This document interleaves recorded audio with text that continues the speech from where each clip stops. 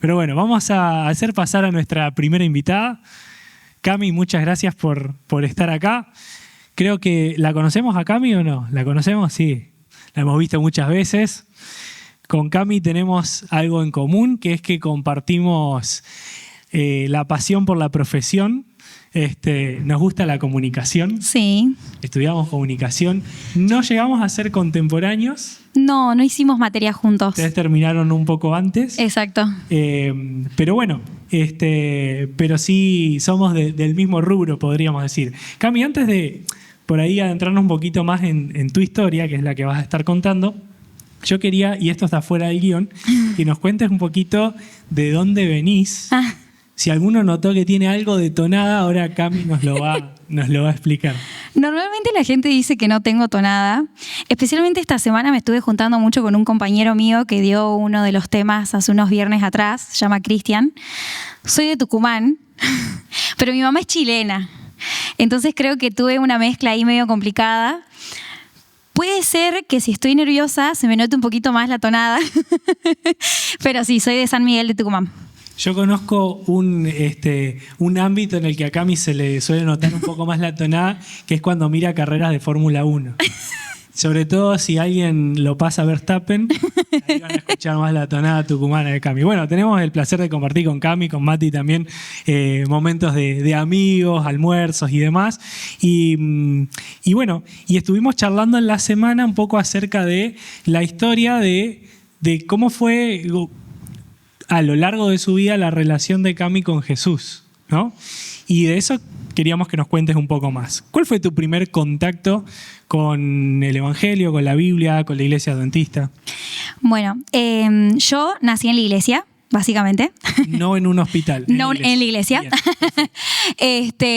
Mi mamá también es adventista de cuna. Repasando un poco esta historia con Mati, mi esposo, y mis compañeras de trabajo, les decía que es muy loco porque cuando yo era muy chiquita, mi papá no era adventista, él se hizo adventista de grande, pero yo igualmente me crié en una casa que todos los principios eran adventistas. Mi mamá y mi papá, o sea, más que nada mi papá respetaba eso de la crianza en mi mamá, entonces yo iba a la iglesia y si yo no me quería levantar para ir a la iglesia, mi papá, que no era adventista, iba y me decía, tenés que ir a la iglesia hoy. Entonces puedo decir que yo crecí en la iglesia. Mi mamá me enseñó todo. Yo iba a las escuelitas sabáticas. Me volví muy, muy fan del club en su momento. Me gustaba muchísimo, participaba un montón. Y hacía, o sea, era parte de todas las actividades que hacían. O sea, mis padres, iba a decir mis viejos, perdón, padres, los amo. Me llevaban a todas las actividades de jóvenes cuando empecé a tener la edad para ir a los cultos joven. Ellos me llevaban. Creo que en ese momento no se me había ocurrido nunca la idea de decir no voy a ir a la iglesia un sábado. Y si hubiese estado esa posibilidad, no, o sea, no había una posibilidad porque mis papás me llevaban igual a la iglesia los sábados. Siempre me sentaba con mi mamá, con mi papá, nunca me sentaba con mis amigas arriba en la parte de la platea de la iglesia del centro Tucumán. Pero sí, o sea, puedo decir que sí, me crié en la iglesia, fui al colegio adventista desde 5º grado de la primaria. Los todos otros, lo que es jardincito, primaria, lo hice en un colegio donde mi mamá trabaja.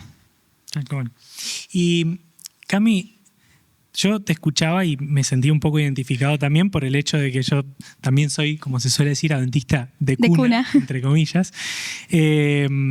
Y aún así, para los que nacimos, nos criamos en un ambiente dentro de la iglesia, como vos mencionabas recién, hay ciertas cosas que al principio las hacemos medio por inercia, porque así nos enseñaron, por costumbre. Pero después tenemos nuestra propia experiencia con Dios, que ya no es la de nuestros padres, es la nuestra propia. Imagínate que tu caminar con Dios fuera como un viaje lindo que estás haciendo y viste que los viajes uno va sacando fotos en diferentes puntos, ¿no?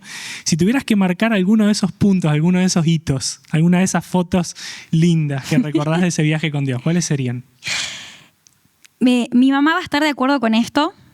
Yo siempre fui más independiente, por así decirlo, y rebelde. Pobre mi madre, me tuvo que bancar muchas cosas. Y creo que uno de esos primeros hitos fue que antes de terminar, o sea, antes de los 2 últimos años del secundario, empecé a salir con un chico que no era nada que ver con la iglesia, era más grande que yo, no tan grande, pero era grande. Y me rateaba de inglés. Yo hacía un taller de inglés, me rateaba para ir con este chico, y pobre mi madre una vez casi le da un infarto porque yo no estaba cuando ella me había ido a buscar. Así o sea, que habla fluido inglés tranquilamente. Claro. Y a partir de ese momento mi mamá dijo, bueno, esto no puede seguir así, te voy a mandar a Balcarce. Así que ahí yo creo que puede ser uno de los otros momentos importantes. Fueron mis 2 últimos años del secundario. Para mí fue la mejor experiencia que tuve en mi vida. Lo súper recomiendo. Certificada. Certificada. Y ahí fue muy bonito. Creo que aprendí muchas cosas de la iglesia. Crecí o empecé de alguna forma a conocer por mi propia cuenta cosas que por ahí escuchaba nada más en las escuelas sabáticas. En este momento como que empecé a tener de forma yo más práctica, digamos, lo que yo creía, ¿no? Después de eso me fui a la UAP, a la Universidad Adventista del Plata, y creo que ahí empezó toda la aventura de mi caminar con Dios, porque me dio lo que le llaman ahora los chicos FOMO. Yo sentía que me estaba perdiendo de algo. Yo sentía que todo el resto estaba disfrutando de su juventud y yo me estaba perdiendo de algo. O sea, algo estaban haciendo el resto que yo no estaba haciendo. Y yo quería saber por qué. Y a mí nunca había tenido esta duda, nunca o sea, yo quiero quedar algo claro, ¿no? Mi mamá me enseñó todo bien. Yo de ella tuve todo lo que yo necesitaba de la palabra de Dios. Ella me dejó una base y me dejó algo grabado en la cabeza, porque eso es lo que logró que yo encaminara, ¿no? Jamás dejó de sonarme en la cabeza, esto no te enseñó tu mamá. Esto no es el camino. ¿Por qué estás acá? Y bueno, en la universidad me dio FOMO y yo quería salir a bailar como lo hacían todos. Yo quería tomar como lo hacían todos. Así que lo hice. Salía a bailar, tomaba, me juntaba, hacía esas cosas. Fue parte de mi caminar. Yo sentía que no estaba haciendo nada malo en ese momento. Y creo que eso es una de las cosas que más me asustó, porque yo sentía que no estaba mal. O sea, que era parte de mi juventud. Yo tenía que vivir esto, digamos. No era lo que yo creía y me aseguraba las veces que yo salía a bailar. Porque sí, cuando yo salía, tenía ese dejo de algo que me molestaba, ¿viste? Y me convencí y decía, pero es que es parte de mi juventud. Yo me estoy perdiendo esto, no me lo puedo perder. Esto es parte de mi crecimiento. Y creo que cambió un poco esto. Yo no me quería dar cuenta de que las cosas estaban como estaban. Y hablando de esto un poco, cuando hablábamos en la semana de esto, me hizo acordar de algo que sucedió con las chicas con las que salíamos. Y que la verdad que yo le contaba a Mati, le decía, yo esto nunca lo conté. Estas cosas nunca las conté. No porque haya hecho algo muy malo o algo que, ay, no, qué vergüenza, sino porque decidí dejarlo. O sea, como que lo dejás, viste, atrás y, ay, bueno, listo, sigamos con la vida, no pasa nada. Pero esto para mí fue, cuando me acordaba, yo digo, chabón, esto es, no, qué loco.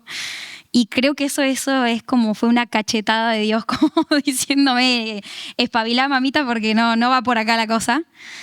Una noche nos juntamos con un grupo de amigas, hicimos la previa en mi departamento, salimos a bailar y para los que salen a bailar es como ley, tipo si vas en grupo, volvés en grupo. No se va a quedar nadie en la mitad del camino porque vamos todas, volvemos todas. No fue el caso en esta oportunidad. Hubo una amiga que decidió que el chamullo estaba bastante interesante y ella se quiso ir con el chamullo. Y me acuerdo que en ese momento yo me puse re seria y yo le dije, vos te vas a ir con nosotras. Y ella me dijo, no. Eras como la mamá del grupo, digamos. Ponele, sí, digamos. Pero como que yo decía, no, tenés que volver con nosotras. Después dije, ya está, qué sé yo, como que yo también estaba en otra, entonces dije, ya está, no hay problema. Y a la mañana siguiente, después me levanté al mediodía, claramente, no sabíamos nada de mi amiga. No sabíamos dónde estaba, no nos respondía el teléfono. Con las personas con las que ella vivía no sabían dónde estaba. La llamamos, no respondía. En un momento dejó de sonar el teléfono, o sea, tiraba buzón. Fuimos a su departamento, literal casi le tiramos la puerta abajo, no estaba. Y nos preocupamos muchísimo. O sea, porque no volvió con nosotras, volvió con una persona que no conocíamos, que era del otro pueblo, era de Crespo. Y nos preocupamos, pasaron las horas, no sabíamos nada y realmente nos preocupamos mucho. Y fuimos a hacer la denuncia a la policía de Crespo. Porque no nos respondía, no sabíamos nada y no teníamos el contacto de la otra persona. Y nosotras estamos ahí, o sea, no estamos lejos de nuestros padres, de nuestros hermanos, de nuestra familia. Entonces no sabés qué hacer, o sea, es tu amiga y estabas con ella. Así que fuimos a hacer la denuncia, estuvimos muchas horas ahí en la policía y empezamos a tratar de investigar a ver quién era la persona, porque nosotros no sabíamos quiénes eran. Y bueno, entre una cosa y otra llegó la familia de supuestamente la persona con la que ella estaba. Nos amenazaron diciendo de que nosotros les habíamos arruinado la familia, no sé, no entendíamos nada. Fue muy feo porque era una familia medio heavy de ahí del lugar. Y el policía nos dijo, mirá, recibimos como algo sobre una chica con las descripciones que vos nos dijiste, no queremos asustarlas, pero no está bien.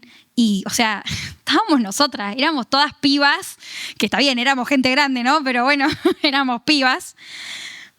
Y me asusté muchísimo. Yo no sé si recuerdo exactamente bien, pero yo creo que llamé a mi mamá en su momento ya no sabía nada de todas estas cosas. Y le tuve que decir, le dije, mamá, o sea, no sé qué hacer. Y fue horrible. Después, a las horas, apareció mi amiga, se había quedado dormida en otro lugar y gracias a Dios no le había pasado nada malo. Pero la mala experiencia que vivimos todos nosotros, yo no dormí por noches.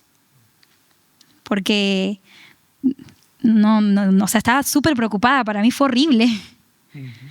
Y esa experiencia dije, no, ¿qué estoy haciendo? Porque está bien, mi amiga se quedó dormida en otro lugar, pero ¿y si no se hubiese quedado dormida? Yo, o sea, hubiese perdido una amiga y hay un montón de casos, no es algo imposible. ¿Y qué hiciste después de ese clic que tuviste en ese momento?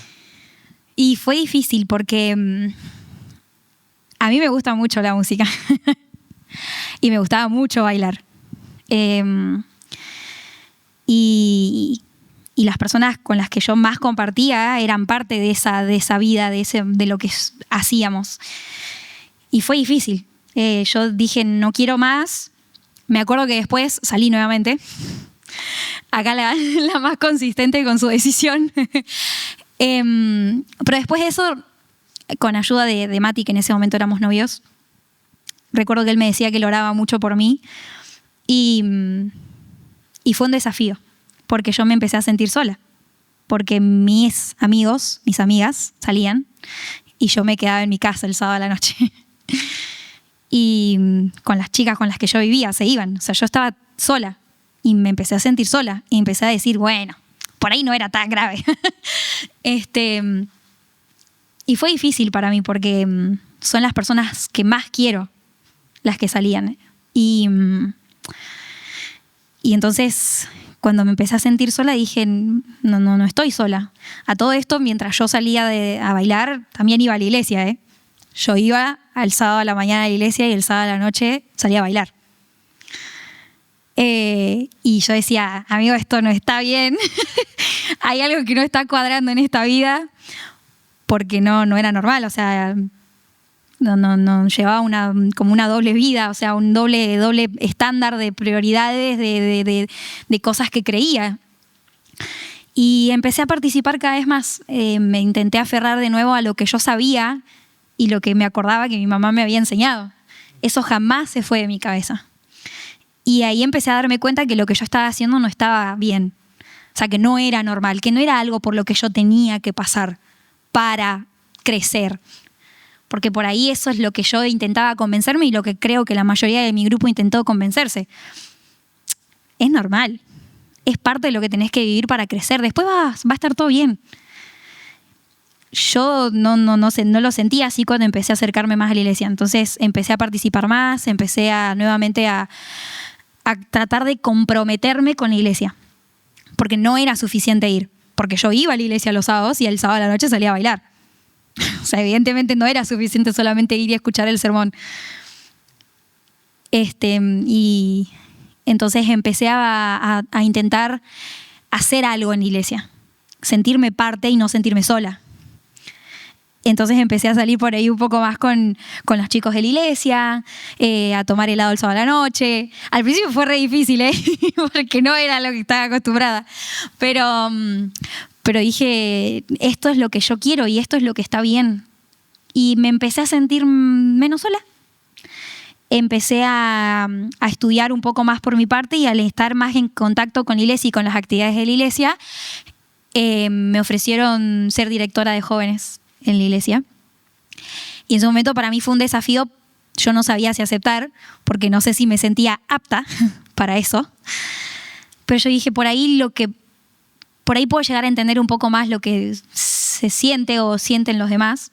Y cuando empecé la tarea de ser directora de jóvenes, que es muy difícil, empecé a orar mucho más, a sentir la necesidad de estar en esa conexión constante con Dios, y eso me ayudó a darme cuenta de decir, chabón, ¿no? Lo que me perdí por tantos años por hacer otras cosas que no era necesario.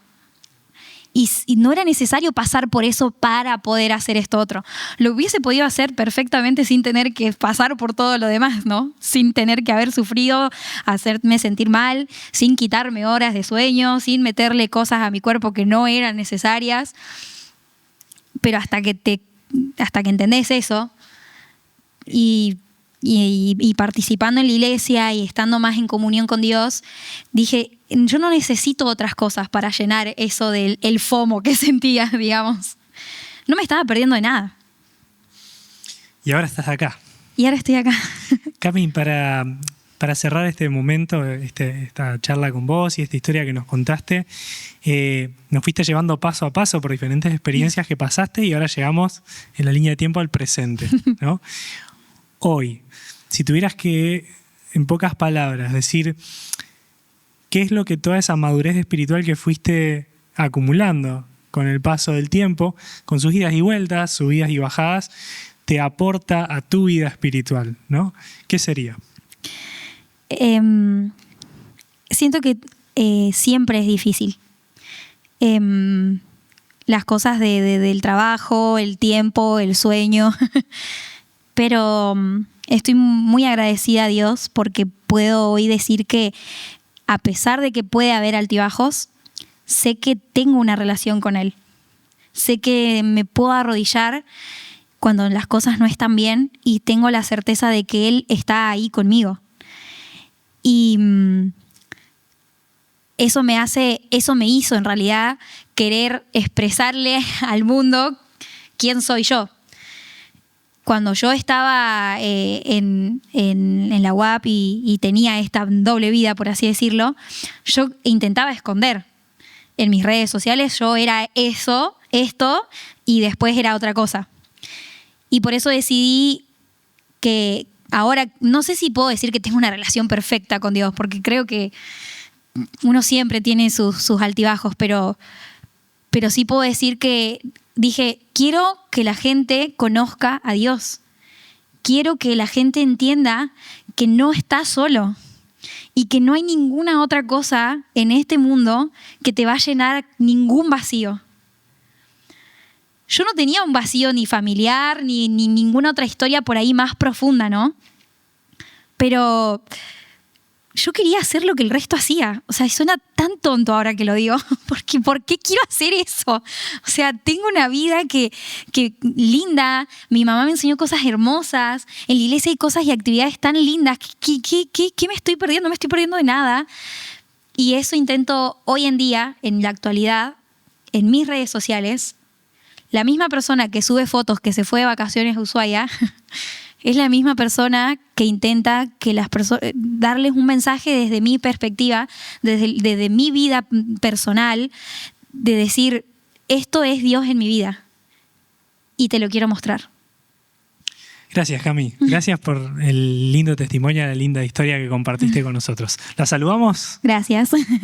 Bueno, y ahora vamos a pasar con nuestro segundo entrevistado de esta noche, nuestra segunda historia, que esta es una historia local que no la importamos de ninguna provincia, local. Así que vamos a pedirle a Ariel que se acerque